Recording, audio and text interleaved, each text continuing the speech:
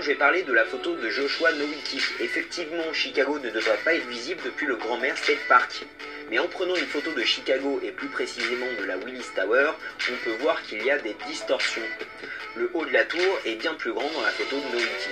On ajoute à ça le fait qu'il n'est possible d'observer cet effet que dans des conditions atmosphériques particulières, et ça nous donne une indication qu'on ne peut pas utiliser ce fait comme étant une preuve de quoi que ce soit. Faux et incorrect. Plein d'autres clichés présentent le même bâtiment sans aucune déformation, et pourtant pris à la même distance. En voici un modeste échantillonnage.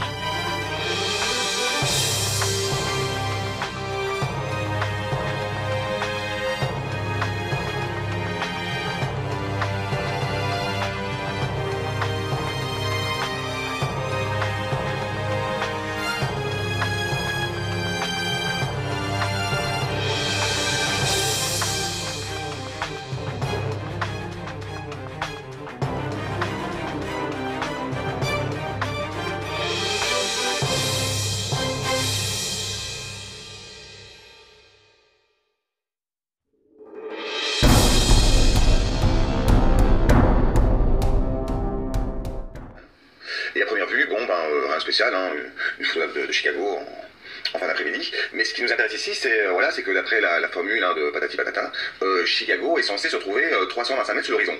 D'accord? Alors qu'est-ce que ça fait 325 mètres sur l'horizon? Normalement, ça fait ça. Bon, là, c'est un petit photomontage que j'ai fait personnellement, donc c'est un faux, ok.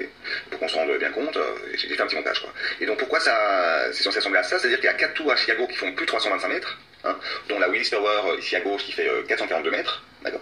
Donc 4 tours de plus de 325 mètres, et la suivante en taille, donc la 5e, fait plus ou moins 307 mètres. Hein. Donc la suivante, la 5e tour, on n'avait pas à être invisible.